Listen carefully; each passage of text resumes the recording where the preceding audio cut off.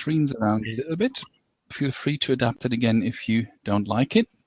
And I'll also switch off my camera in a second to allow people who've got a lower bandwidth to follow the presentation as well. I just wanted to give you a little idea of what I look like. It's always nice to sort of see who you're talking to or who's talking at you. I brought along this side. I brought along Spider-Man. He's watching as well. Just thought that he should see a presentation about the radioactive spider bite. So I'm going to stop the webcam now. There we go. Okay. Right, why radioactive spider bite? The idea behind that was that when I started Moodling in 2007, I was pretty much doing it all, learning as I went along, which is great because, you know, Moodle is very well documented, and even in those days it had very good context help. The Moodle Forums were as friendly then as they are now. So it wasn't difficult. It's just that when you learn everything yourself, then it takes a long time, you know, when you're trying out everything. Quite often this learning is probably deeper learning, but sometimes you have to make a compromise between speed and depth of learning as well. So I thought we're going to use this presentation as the radioactive spider bite, because Spider-Man became a superhero just because he was bitten by the spider. Unlike Batman, who had been training for years, and he doesn't have any superpowers as such, but, you know, he had to train and do all these things the hard way. So we're going to try and doing it the easy way for today. Before we start, I set up collaborative session notes in an Etherpad. Feel free to just click the link at the bottom. It should work for you as well. And if you've got two screens, perhaps move it to the right. Then you can use the notes there as well. Anything that you find useful, I've provided some headings already. You can add to the Etherpad. Any ideas you have as well, because I won't be able to be exhaustive anyway, and it's great to have a session where people can contribute and add their knowledge as well to the presentation, because then it will be far better than if I'm doing it on my own. Okay, I can see lots of people have joined the Etherpad. Excellent. If you want to, you can put your names in the top right so that we know who's who, but you can stay completely anonymous if you want, because don't forget, the session will be recorded and people will be able to open the link and then possibly see your name. So it might be wise just to enter your first name if you want to stay at least half anonymous. Okay. What I've done is I'm going to give you 8 tips, as it said in the presentation title, and the 8 tips are grouped according to different superpowers. One of them is that Peter Parker obviously gained spider speed, so I've got 2 tips on speeding up. Then I've got 2 tips on spider sense, intuition. I've also got 1 tip on trust, because Spider-Man, you know, he needs to trust people as well, and people trust him, at least some do. And then I've got 2 tips on finding support, because you don't always have to fight by yourself. You can have strong allegiance. There's a question, what's different to the chat? Well, the chat is for talking about what we are writing on the left. So the left is the content we're creating together. And on the right, the chat is meant to be to talk about what we are creating. For example, if you do collaborative writing, I could say, well, in line 23, there's a spelling mistake, or am I wrong? Things like this. So this is what it's about. So the chat is for talking about what's going on the left. Okay. Right. First tip about speed. One of the things that I find very often when I do Moodle training with absolute Moodle beginners, I find that a lot of the Moodle beginners are not just Moodle beginners, but they haven't grown up with computers the way lots of people have, by having you know, computers in the 80s, which didn't have a visual user interface like Windows or the Mac OS things, but they had to do lots of typing. And those were the days when people learned how to use the keyboard. And the keyboard is still so much faster than clicking around with your mouse or even tapping along, on your touch screen. So there's another little challenge for you to do, and I can already tell you there's a badge in it for you guys. If you click on the link at the bottom where it says bit.ly iMoot1M, because 1M stands for 1 million, you can play Who Wants to Be a Millionaire, and we'll see how good your keyboard shortcuts, your knowledge about keyboard shortcuts are. At the end, when you manage to get $1 million, take a screenshot, post it in the forum in the Moodle course associated to my presentation, Radioactive Spider Bite, and you'll get a badge for that. Okay.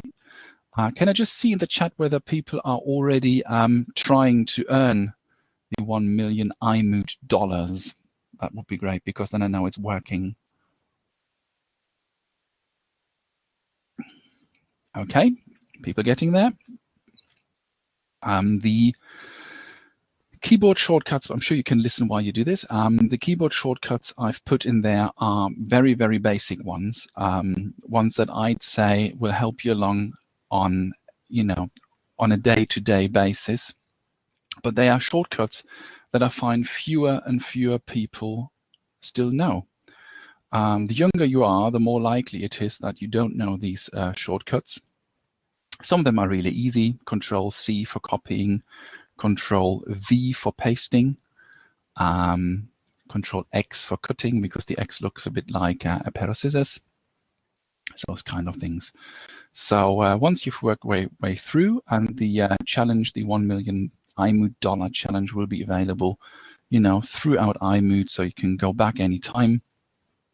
Once you've earned the $1 million, take a screenshot, post it in the forum associated in the to the course, and then you'll get a badge at some point when I find the time awarding it.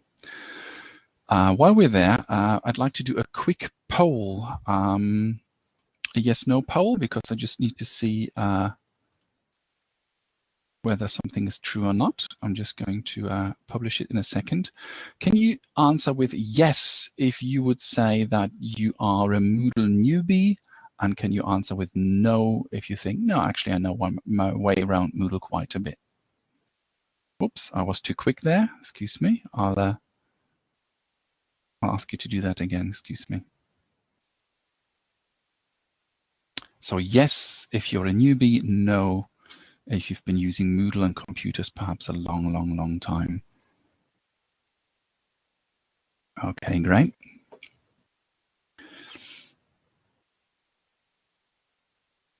Now this will be the interesting thing. I'm going to publish this now because I gave you some time.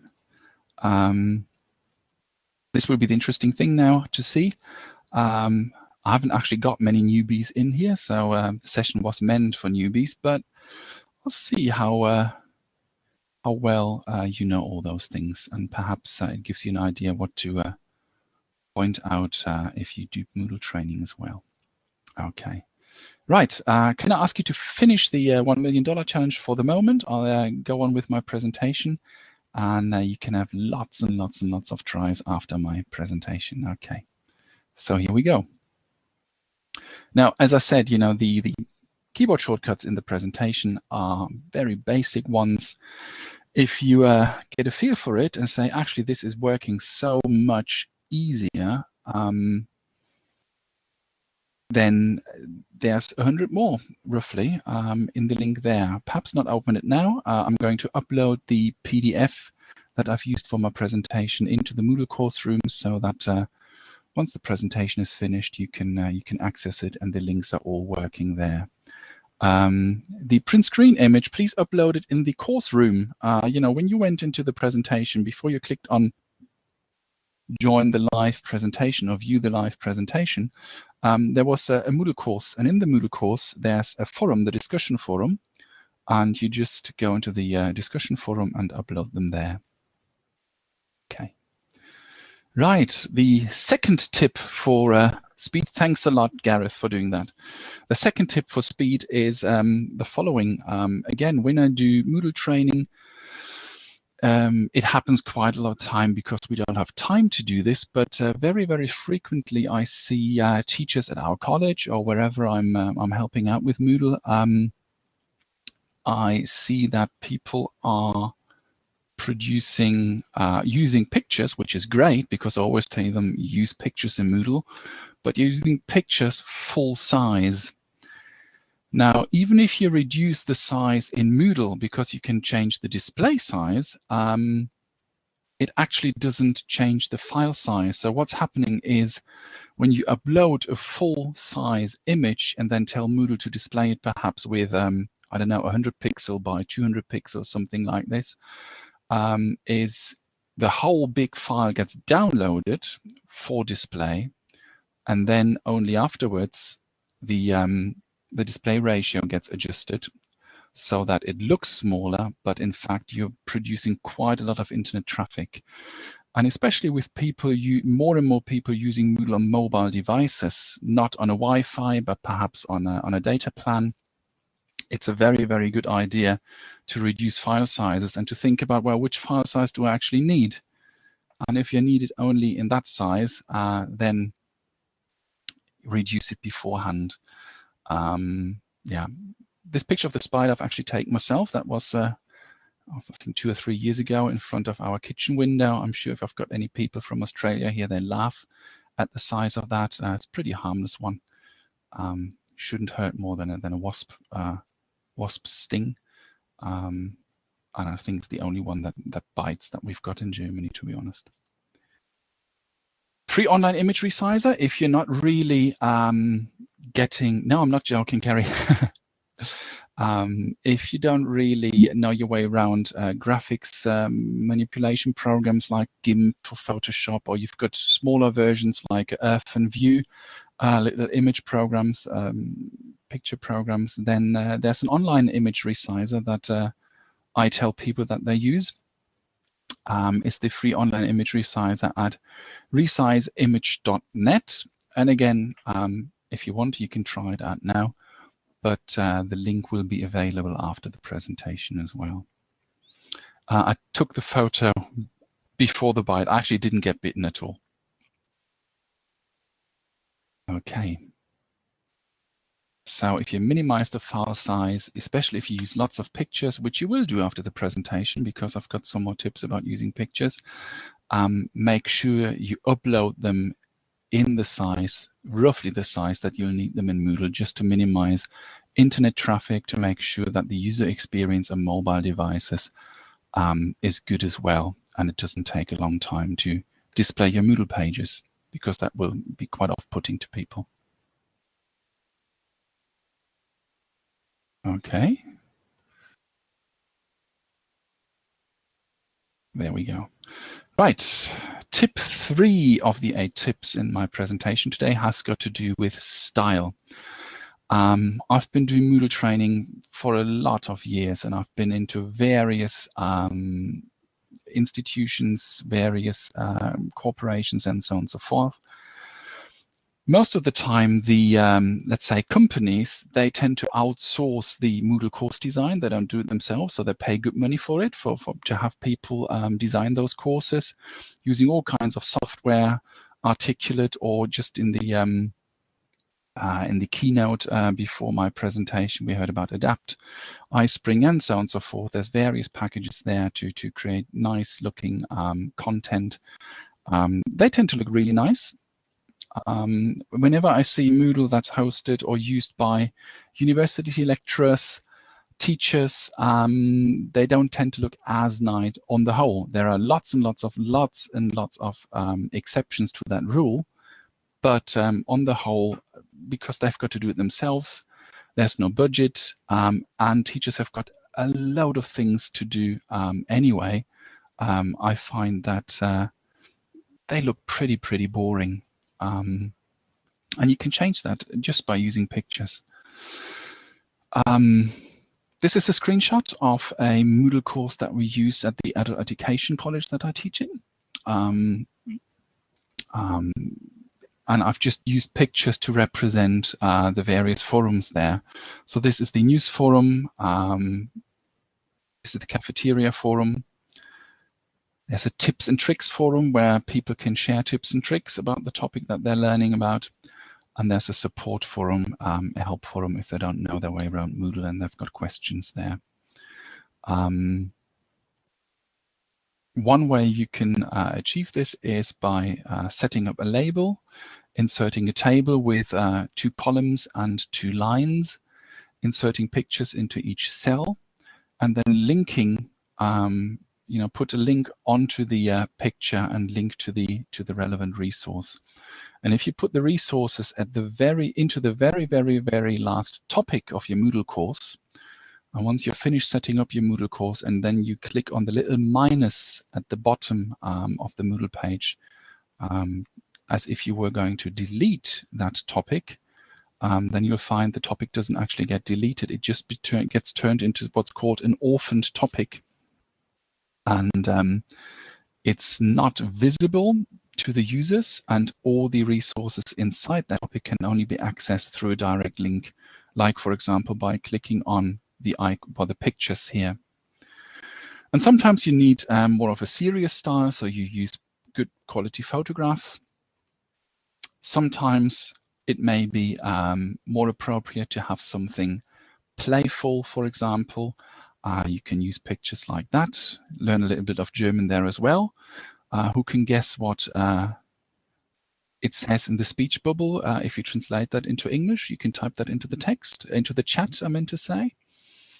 Can somebody translate the German word Projektforum into English? Excellent. See, Gareth, you are German, really, aren't you? And on the right, that could be a bit. It's probably just as simple as that. Dokumente und Material. I'm sure that you can all guess that's documents and material. At the top it says infos. And at the bottom it says Protokolle. And Protokolle are not protocols as such, but summarizing minutes. Okay, so this is we use this in a project to accompany a project and to have the project communication all centralized in one place in Moodle. Okay, so we had a folder for the documents and materials and a project forum. Sources for pictures. We had pictures in the slide before with the links to the forums, that one here. And there were also pictures in this Moodle course. One of the easiest way to get halfway decent quality pictures is to develop sort of an eye for motifs, an eye for metaphor as well when you're walking around, because I'm sure that every one of you has got a smartphone, or at least a feature phone with a camera in it. And if it's a pretty recent one, the cameras in the smartphones have turned so good that you can take some decent pictures with them. And once you learn to have this sort of eye for motifs that you can use in photographs to use in your Moodle, it's just, a matter of taking out your smartphone, taking the picture, have perhaps a little eye for composition, and you get decent pictures that way. That's one way, the easiest way, because you don't actually have to look for copyright. You don't have to worry about attributing the author of the picture and so on and so forth. So I strongly recommend trying to take your own pictures. If you cannot do that, these are probably my favorite. There are lots of other sources for pictures, but these are my favorite sources for pictures that I can use. Pixabay is my absolute favorite. If you look for decent sized photographs, or even drawings, you can go to Pixabay, and everything on there has been licensed as a Creative Commons 0, CC0, which means it's completely free. You don't have to attribute the author. You don't have to give a source, nothing like that. You can just download it and use it.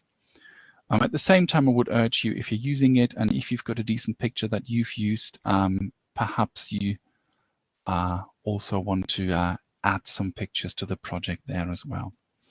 Oh, I forgot to put the link in for Open Clip Art. If it's just about drawings, clip art, icons that you need, I tend to find things on Open Clip Art.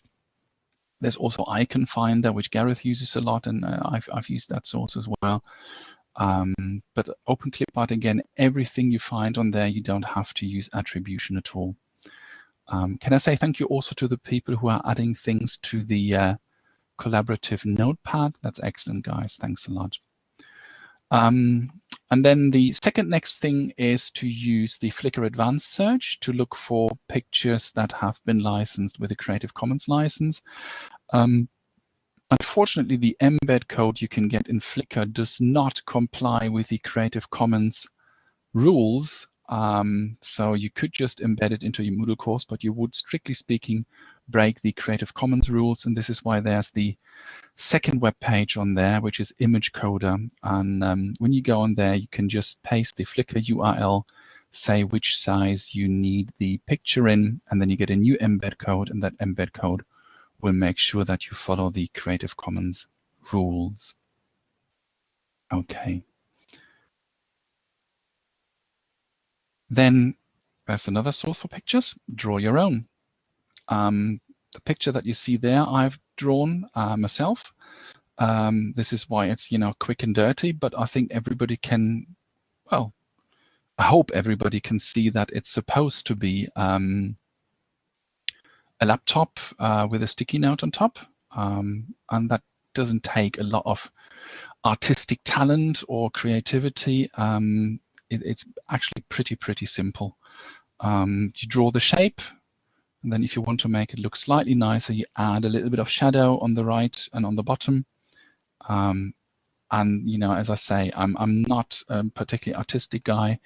I don't draw for fun. I've just found at some point that drawing my own pictures has been easier sometimes than finding just the right picture that I need in a given situation for presentations or to use in e-learning.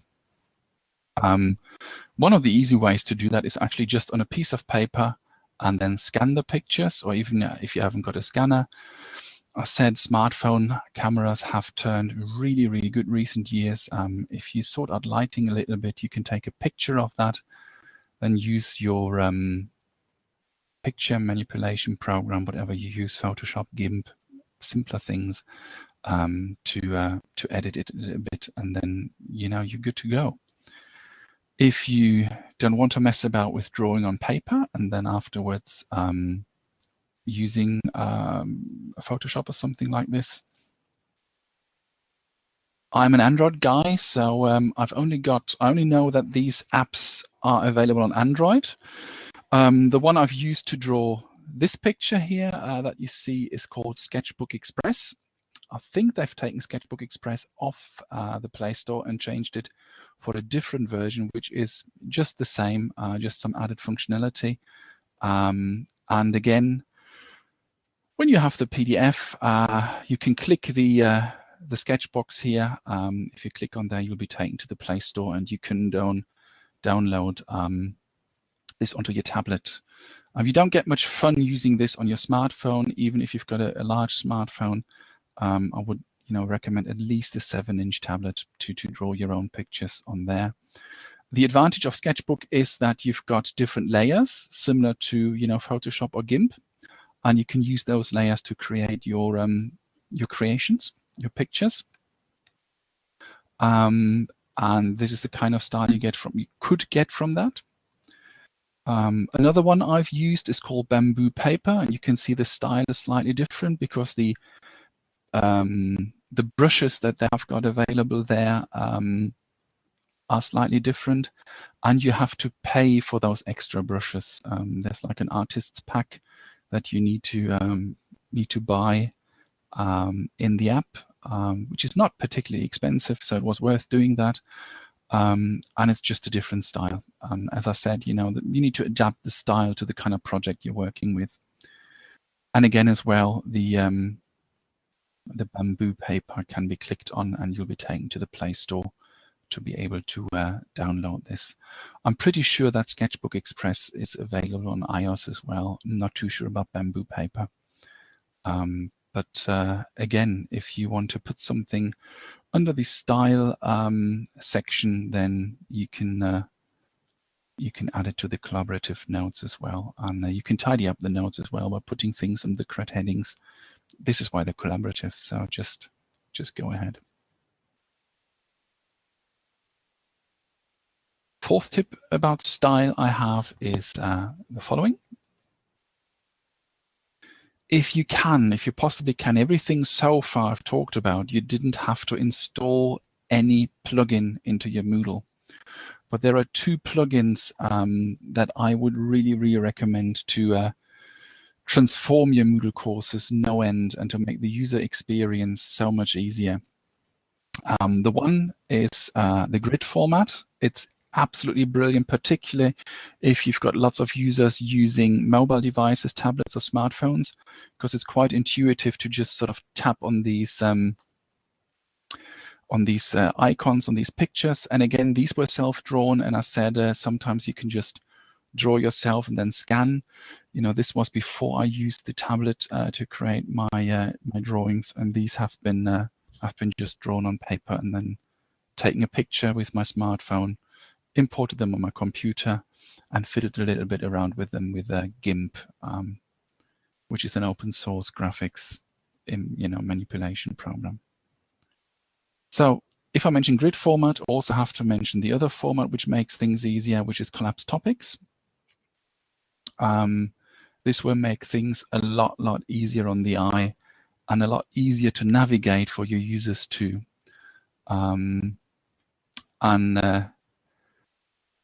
Exactly, please buy the book. Since we've got Gareth here, Gareth is the guy looking after both grid format and the collapsed topic format. So he's the guy who's making sure that we can use those those course formats in the new versions that come out in Moodle as well. So thanks for doing a great job there. And yes, Gareth says, as Guido says, and everybody who uses it should donate to the author. That'd be great. Yes, Gareth has written a book about collapsed topics. Feel free, Gareth. I think it's not too bad a plug, because it's very helpful to put the link in if you want into the chat.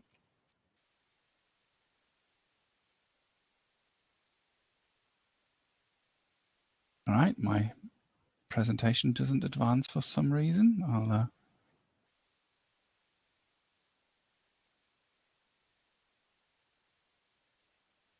see what's going on here.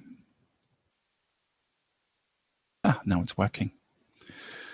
Right, tip 5 is about intuition. Oh, thanks, Guido. I didn't know that you were the guy who translated collapsed into German, so thanks for your work too. Tip 5 is about intuition, spider sense. When Peter Parker got bitten by the spider, he had a special spider sense warning him of dangers before they were actually there.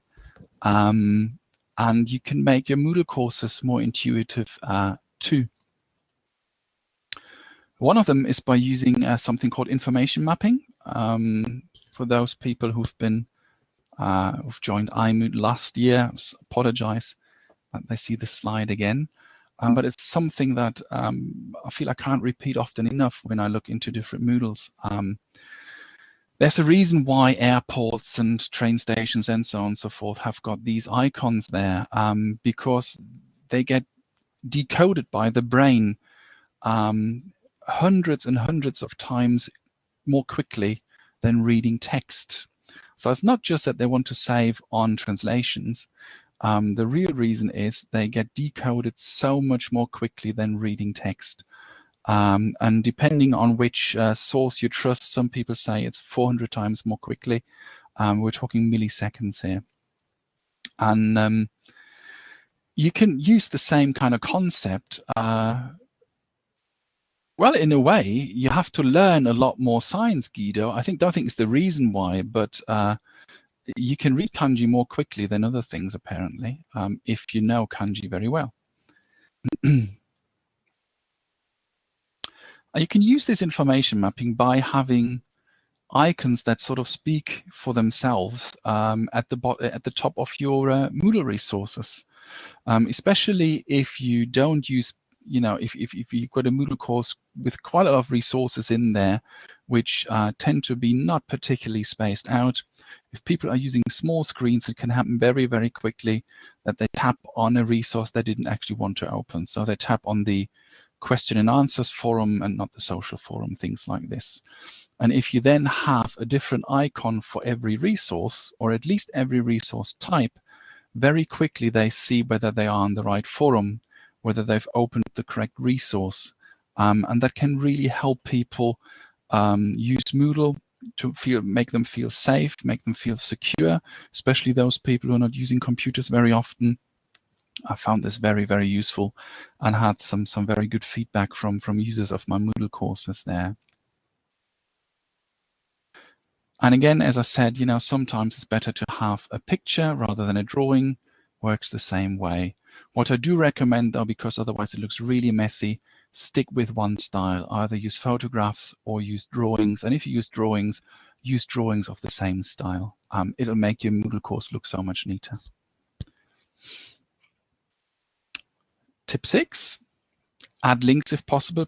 Brilliant, Guido. Yes, that's true. Put links on pictures as well. That's very, very helpful. Trust. If you're into comic books and you've read a couple of Spider-Man comics, you know that the only real deep one of the very deep relationships he's got is with Gwen Stacy, who knows who he really is, the one that he's taken off his mask to. So make sure that people take their masks off in your Moodle courses. Motivate them to use profile pictures. That's what I'm trying to say. This picture was taken in a workshop I ran at the Moodle Mood in Berlin a couple of years ago. And it was a whole workshop on establishing trust for collaborative learning inside a Moodle course. And this is a simulation activity that these guys were doing. And you can see there very, very quickly. I hope it's so much easier to trust the guy with the advertising space for a forehead. It's so much easier to trust him than the guy who doesn't show his face. Or it could be a gal, I don't actually know, because I blurred the name, not because I didn't want to sort of put anybody in the focus who hasn't put up a user picture. But if there's one thing you could do till the end of Moodle, to the end of the iMoot, use a profile picture. And if possible, if at all possible, use a profile picture only showing your face, because profile pictures are very, very small in Moodle.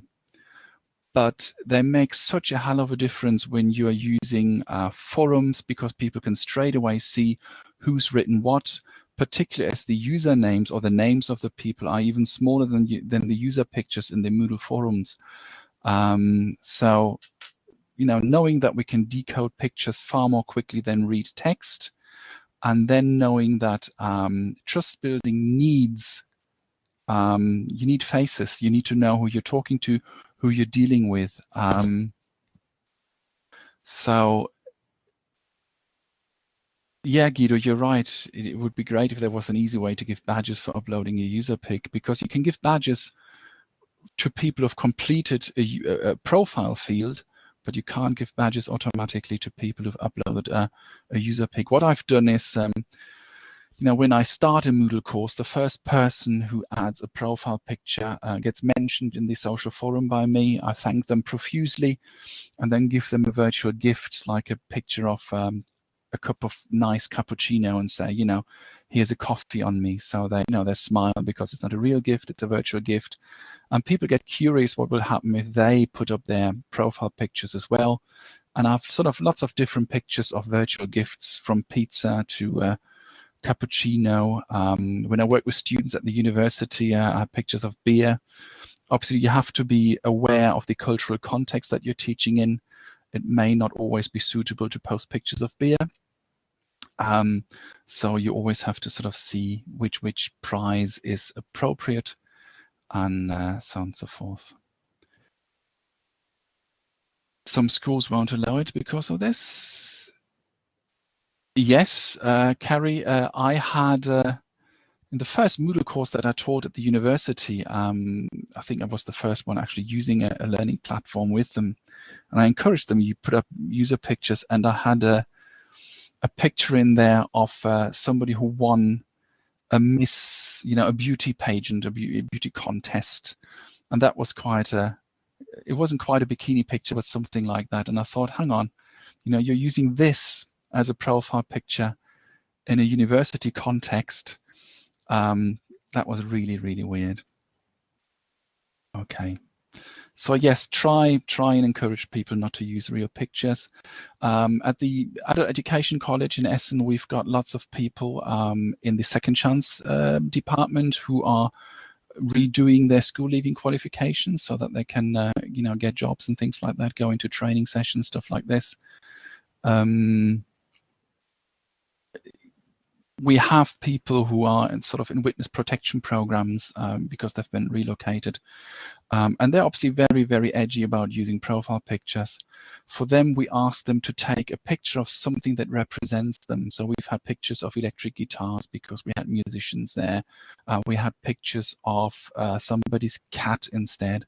And those were sort of exception to the rules. What we said was what really counts is that we have pictures that represent the person that we're dealing with inside the learning environment. Last but one tip, support. This is a real beginner tip, but one thing I can't stress often enough, Moodle has, in my view, one of the best support systems built inside it straight away, which is those little question marks. One of the reasons I think I was able to become a Moodle trainer and do admin training, things like this, is because I must have clicked on virtually every single one of those question marks. So if you're setting something up, even if you know you don't need that function, click the question mark just to see what it is. And sometimes you find something that is useful and you go, wow, I never knew it could do this. And even I, with new Moodle version, even I sometimes click on there and still get valuable help. And then remind people that at the very, very bottom of the page, there's always the link to the relevant Moodle Docs. One thing, if I can ask admins to do this, is there's an admin setting making sure that Moodle Docs opens inside a new window. And that is a very, very helpful thing. It is so annoying when you click on the Moodle Docs link and you're taken away from the Moodle bit that you've actually been just working on. So this is a call to all Moodle admins. Please tick the box that says that the Moodle Docs get opened on a new page. Okay. And of course, Moodle.org itself. Go on Moodle.org, use the forums there, search the forums perhaps first before asking a question. But the Moodle community I found to be so helpful and so nice. Even if you ask a question that has been asked a couple of times before, nobody's rude to you. People will just point out and link to the relevant discussion. But it's always good to search the forums first and see there. Sometimes even if you just Google it, you get taken to the relevant bit either in Google Docs or inside the forum, because they're all open to Google and are indexed there. And yeah, that's probably one of the most important pieces of advice you can give to newbies. And the other thing with support is, you get lots and lots of supports at events like this one. Get social, use social media. If you go on Twitter and you just search for the hashtag Moodle, you will find so many tips there. I've set up an RSS feed for this, and I just look through all the Moodle things that are coming through, because you get so many useful tips there. There's a Facebook page for the iMoot. There's a Facebook page for Moodle admins. Sorry, a Facebook group, I meant to say. So that's very, very useful as well to link there. And if you possibly can, one of the nicest experiences you can have in life is to go to a Moodle Mood, a real Moodle Mood, to meet the people you may have met online before, people you may have met during iMoot possibly. and be able to have a real rather than just a virtual cup of coffee with them. So I can seriously recommend that. And that was my last tip. Thank you ever so much for spending time with me here at iMoot. If you want to get in touch, I've got some contact data on the slide. And when you do use my presentation file, when I make it available in the Moodle course, then just do me the favor and leave my name in, and don't change it, because I'd like the content to stay the same, so that things I've said or wanted to say don't get distorted. Got lots, well, not lots, but a little bit of time for questions, between sort of 5 and 10 minutes. So anything you want to say, please, use the chat or a microphone, whatever you feel like, or add things to the collaborative notepad. People from the next presentation will go to the same notepad, and when I've done the rerun of the presentation, I'll create a PDF file from that and make that available as well, so it doesn't get changed. So thanks for being there, and thanks for the thank yous as well, of course. I'll switch my camera back on so that I can wait for you. I'd like to thank you. This was an amazing presentation. All of these are key pieces, as I'm sure all of us are aware. Images make a huge difference in course layout. And this has been very informative for all of us. So thank you. Thank you. Guido was just asking which microphone I'm using. I don't know the type, but yes, I think I do. It's called Zen. It's a Sennheiser PC3. It says on top there. So that's the one. That's the one I've been using. Thanks, guys. Okay. If there aren't any more questions, I'll stop the presentation. The recording, I meant to say. Talk to you soon. Bye. See you around iMoot.